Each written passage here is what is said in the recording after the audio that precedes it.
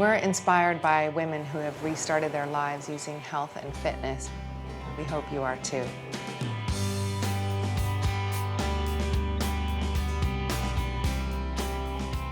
I'm Gwyneth Paltrow. And I'm Tracy Anderson. This is the Restart Project. This is a story about what happens when you think you know what your future is going to look like, and then everything changes. How do you embrace a life path that isn't what you thought it would be? I grew up in LA, born and raised. I grew up in a family of 4 kids, so to me it was just the natural thing to grow up and have children. But then right out of college, I ended up getting a job at one of the studios, and I started on a career track that just kept going and going. And then all of a sudden, I realized, uh-oh, I might have forgotten something, and that was the family, the children, that life that I had wanted before. So at 44 years old, I decided I'm going to try online dating. 2 days later, I met my husband. We were engaged in 5 months. 3 weeks later, I became pregnant. Stacie, I love this. Showing off your arms on Perfect this day. beautiful summer day. It wasn't always that way, though, was it? It wasn't, actually. Can you take No. me through that journey? Sure. Everything seemed like it was perfect. I'm engaged. I'm expecting my first baby at 44 years old. Like a miracle.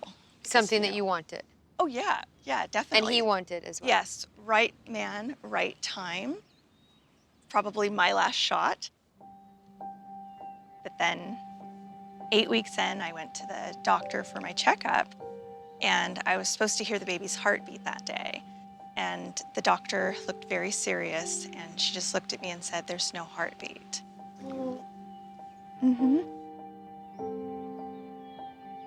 It was just devastating. My world just crashed. There are no words for what you feel when someone tells you that your baby's dead.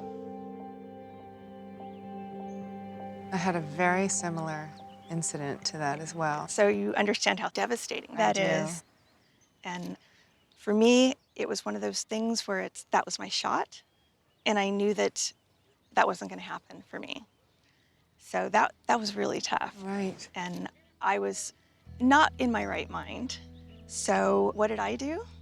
I went to work the next day.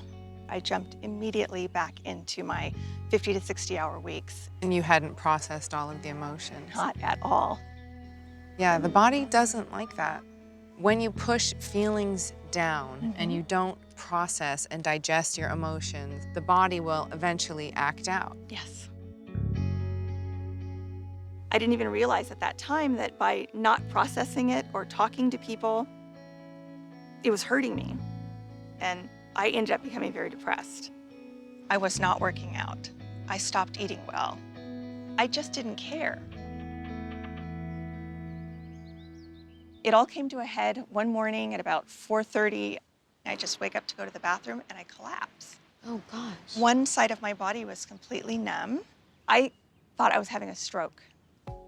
I went to the doctor that very morning, and they ran lots of tests, and they found out that my blood pressure was elevated and my cholesterol was 336. Oh, my goodness. 336. Oh, my goodness. That was a huge wake-up call for me. So I decided to start making changes in my life that very day. A, I had to start talking to somebody about what had happened. And B, I had to start working out. And it changed my life completely. I lost about 30 pounds. So now I help other women do that. Hi ladies, it's your coach, Stacie Simon-Segal. I am a free fitness coach. I put women together in virtual groups online, a home-based workout, 25 minutes a day. A lot of women feel maybe my life is incomplete because I'm not a mother, but instead you decided to make yourself whole.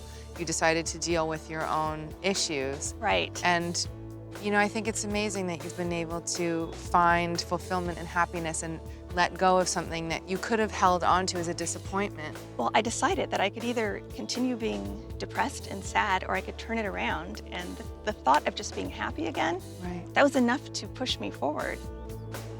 Realizing that I can't have children turned out not to be the end of the world, because it actually put me on the path to something that I really love and enjoy doing. Now it's just me and my husband, and we're at a great place where we're happy with that, and life is good.